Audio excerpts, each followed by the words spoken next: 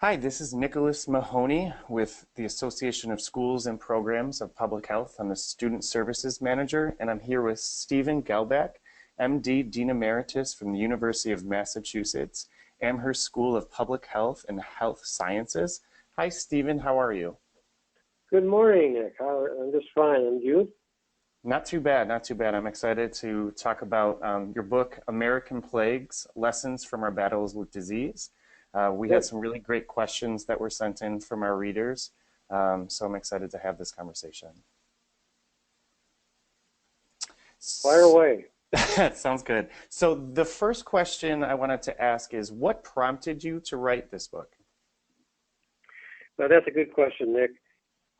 I've been teaching epidemiology for quite a few years, and it's a subject that very much excites me, and I think everybody ought to get excited by it, which is not atypical for people who teach something. But one of the things that has always concerned me was that a number of the textbooks that are out there, and there are some very good ones, but a lot of them are rather dry, and they do lots with formulas and and more of the statistical aspects of epidemiology, and sometimes fail to capture, I think, what is really the spirit of inquiry that is so fascinating. So what I wanted to do with this book was to make a text that was at the same time engaging and informative to readers, covering the basics of epidemiology thinking, but also giving readers an idea of a little bit of the background and history of epidemiology and public health in particular, and also give them a good read. How long did it take you to write the book? Oh, probably about a year and a half. I had some of the ideas incubating for quite a while, but yeah, about that length of time. Nice. And each chapter in the book features a lead character, some familiar, some less so. What is their purpose, and do you have a favorite? Well, I have a number of favorites, and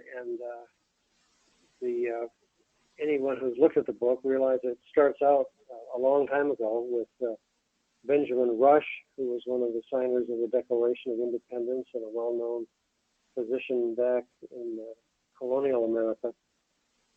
Even before Benjamin Rush was Cotton Mather. And these are individuals that we know in one context, which is most of their political, or in Mather's case, his religious background. But they also contributed considerably to the beginnings of our health movement in this country. And I just found they were fascinating characters. And I thought that starting with them and coming up through some people like even up into Edward R. Murrow and Jonas Salk, there were some stories there of these individuals who really bring the whole saga of public health into a very personal and real light. They were fun to talk about, and they're fun to learn about. Individuals who are, on one hand, very serious about their crafts, but also had some interesting human foibles that I think makes them fun to write about. Is there anybody that you didn't include that you would have liked to, looking back on it? Well, there are a number of people that didn't get included, and one of the missing parts of it, of course, is there isn't a chapter in the book on influenza, which is such a major infectious disease. And one of the reasons that I was reasonably selective in the people and the diseases that I chose was that each chapter represents not only a story and some history, but also explicates some principles of basic epidemiology and study design. So I had to kind of balance some of the interesting epidemics, and those were in historical epidemics, with a text that was going to further elucidate the principles of epidemiology. So there's a few people that are left out, but the ones I got in there I thought were kind of fun. Is there like an overall takeaway message that you hope that readers get from the book? Well, one of the reasons that I had some of these characters in there was to illustrate the foibles of overconfidence and lack of humility. Several of our forebears, Benjamin Rush and Cotton Mather being examples, were very, very certain of their ideas, and their opinions were not open to much conversation or controversy. They were right. And of course, subsequent history has proven a lot of their thoughts, or some of their thoughts, but a lot of other medical and health thoughts to be not only incorrect but somewhat dangerous. Benjamin Rush, for example, was convinced that one of the best cures for fever was to bleed people. In other words, extracting blood either through leeches or actually cutting open a vein and letting blood out into a basin. And unfortunately, that was a popular, quote, cure, unquote, for many years. And the whole idea was that people suffered fevers because their circulations were overexcited. And if your circulation is overexcited, as shown by a high pulse rate and flushing, and best way to do it is to relieve some of the pressure, just like an overheated radiator, get some of that steam out of there. So they would open up a vein and let out as much as several quarts of blood at any one time. And that turns out not to be such a great thing for people's health. But they were absolutely convinced that that was an appropriate treatment. And Rush, during the yellow fever epidemic in 1793, absolutely was convinced and argued with a number of his colleagues that that was the appropriate treatment of yellow fever. And what's, I guess, most remarkable is that anyone survived his treatment, let alone the scourge of the disease itself. Cotton Mather was another interesting individual. His notoriety is often attributed to his involvement with the witch trials in Salem, Massachusetts. And he was a man of very interesting parts because, on the one hand, he firmly believed in devils and all sorts of strange ideas about witchcraft.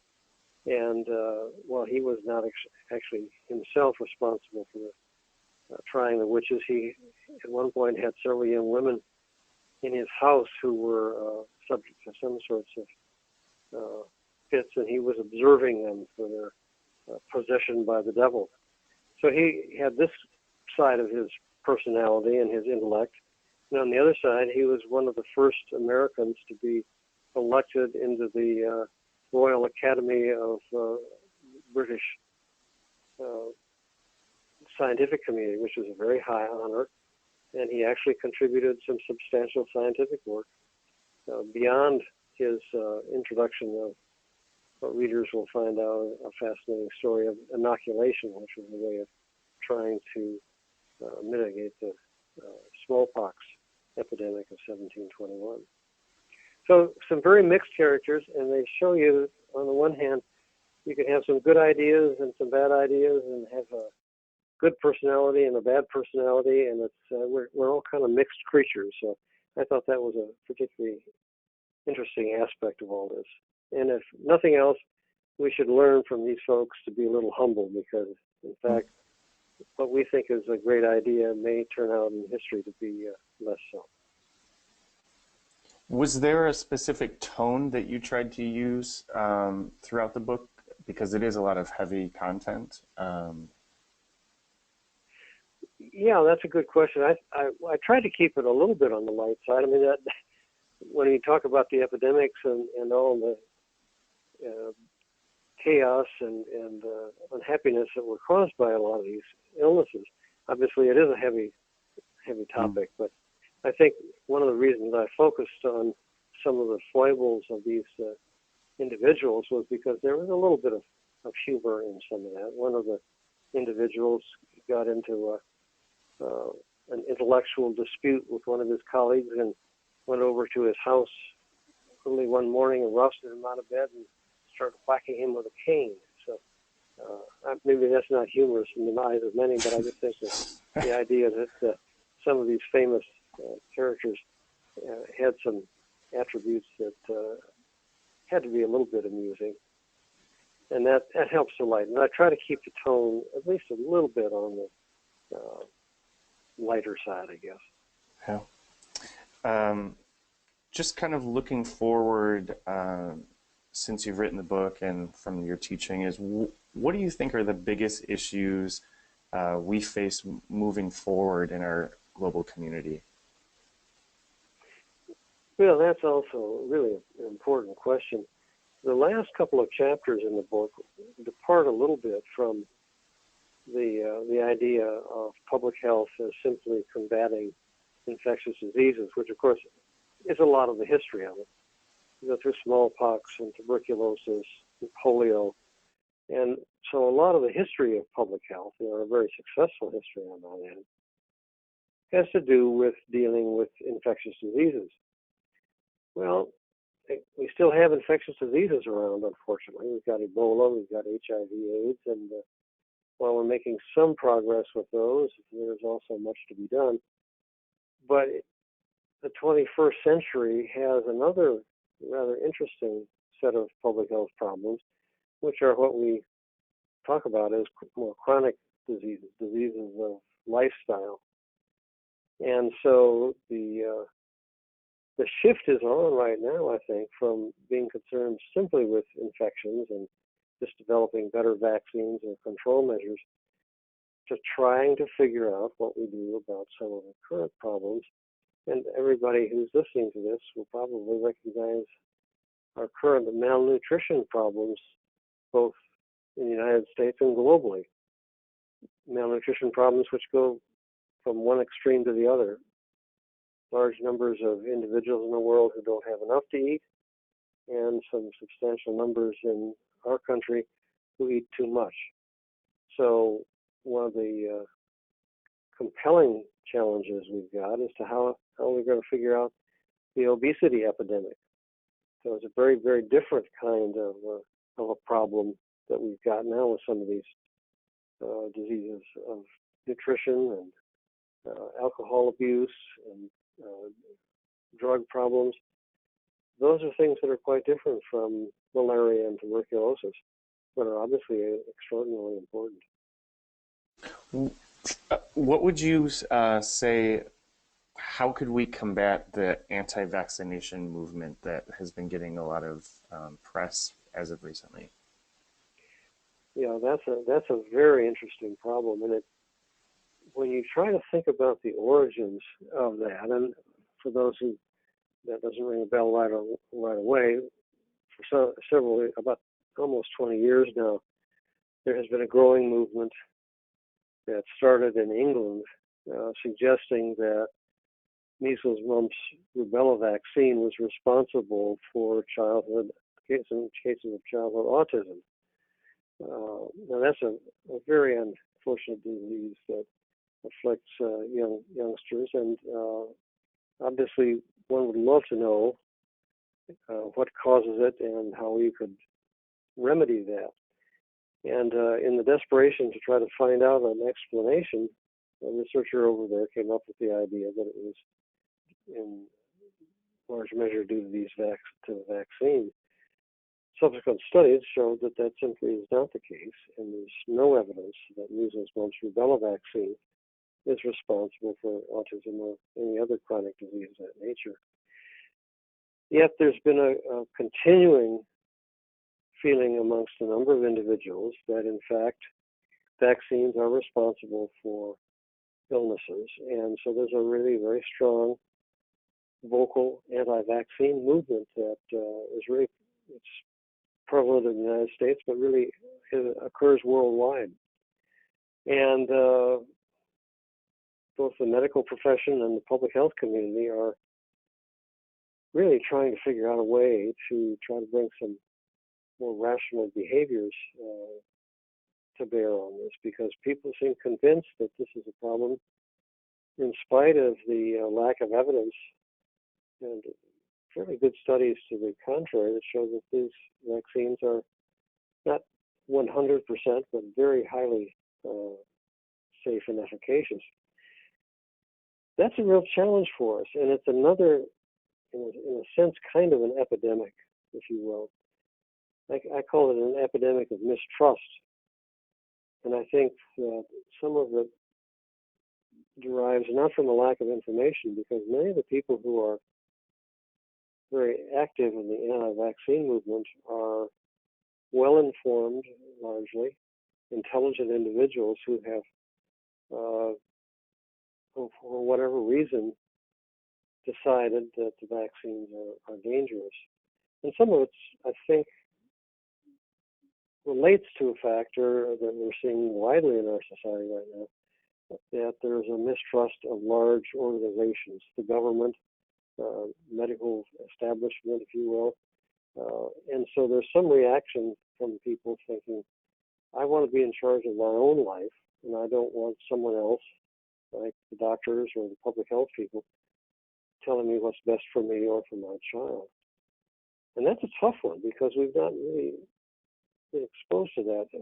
We don't have a good way of dealing with it as yet.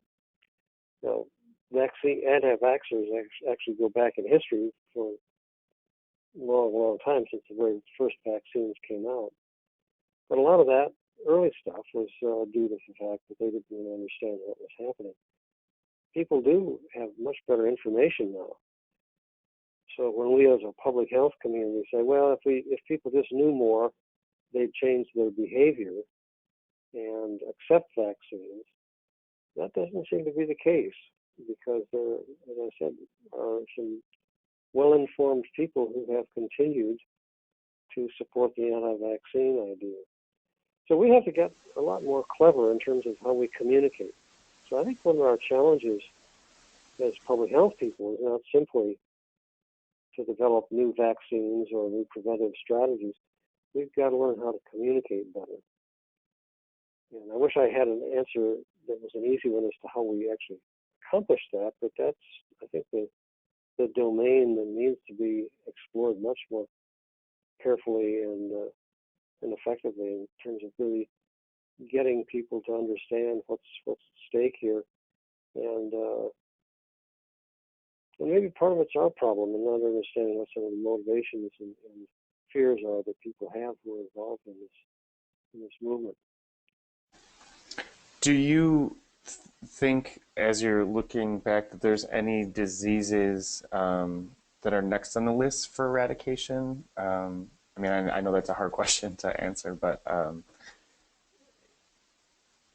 do you think? Well, I think as you look, if you go back to the infectious diseases, obviously we still have some problems in this country with HIV/AIDS, and you hear periodically about tests for new vaccines and so forth. But the reality is that even though the epidemic has been contained to some degree, it still smolders on, and there are far more people who are afflicted and living with AIDS today, HIV infection, than we had hoped when we first started to try to discover what might be done to cure it or contain it. So that continues to be a problem, and I think we're going to struggle with that for some years to come. I think some of the, looking internationally, right now there's another outbreak of Ebola in eastern Congo. And in some ways there's some ironic parallels between some of the challenges that are faced by people who are dealing with Ebola in that part of the world and some of our problems here. And that really has to do not simply with developing biological agents like vaccines or pharmacologic treatment that'll suppress viruses, but actually getting the appropriate agents or the appropriate control measures into people or into the hands of people who will be effective in utilizing them. And in Africa, there is the same kind of mistrust of government and some higher authorities that's impeding the control of Ebola that we have in this country with the anti-vaccine movement. That there's some larger kind of social, psychological issues that are standing quite squarely in the way of our success, I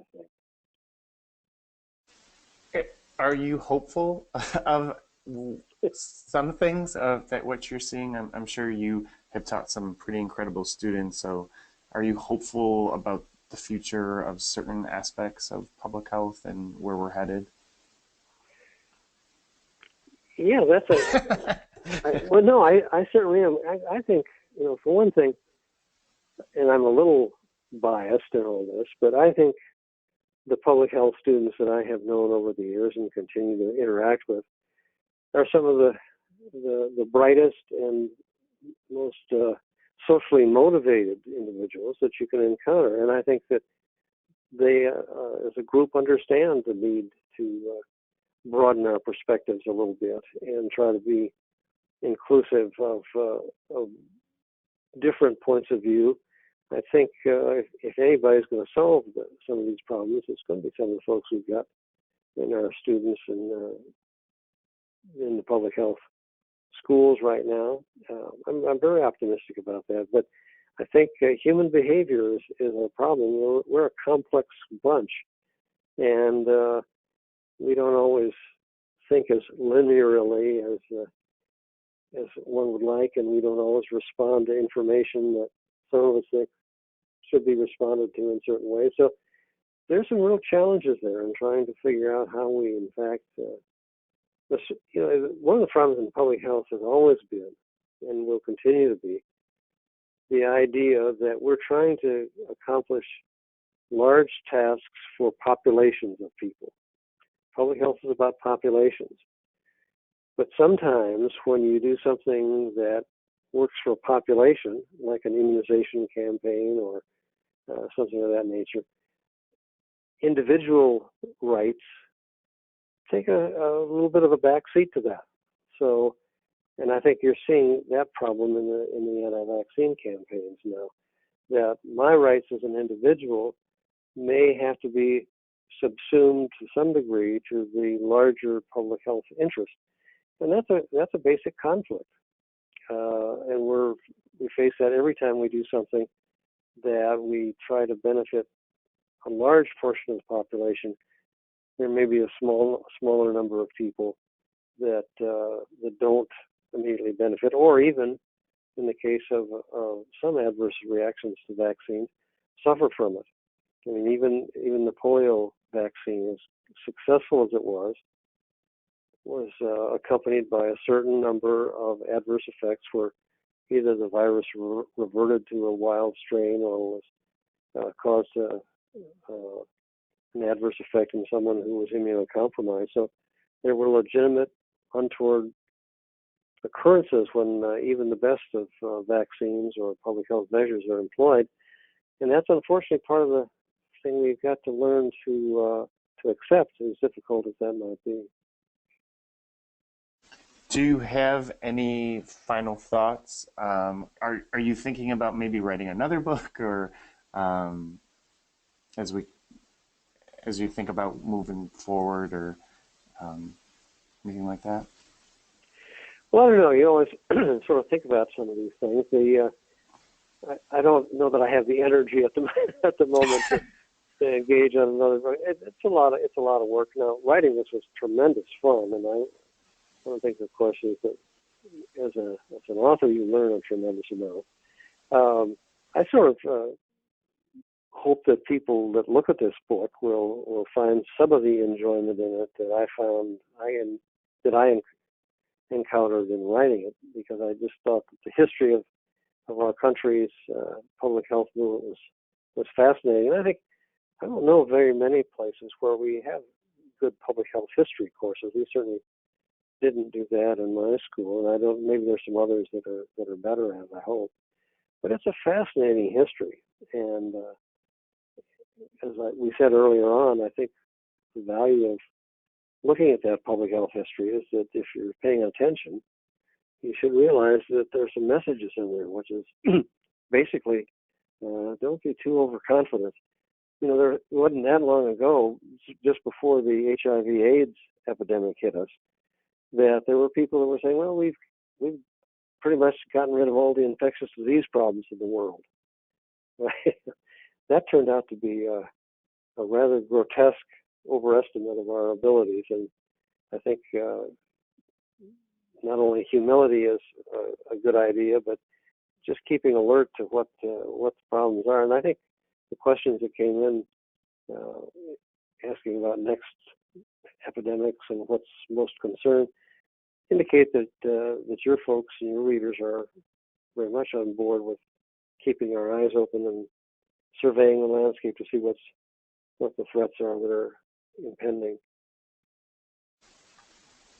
Well, I just wanted to thank you so much for your time, Stephen. This has been wonderful. I really appreciated it. And I know the readers have as well, so thank you. Well, good. I've enjoyed talking with you. I hope people will look at the book and get something out of it. I think it's, if nothing else, some interesting characters to run into. So thanks for the conversation, and I hope to talk to you again. All right. Well, have a great day, and thank you for all of our readers for tuning in to our This is Public Health Book Club Presents a Public Health Conversation with the author of American Plagues, Lessons from Our Battles with Disease. Thank you so much, and have a great day.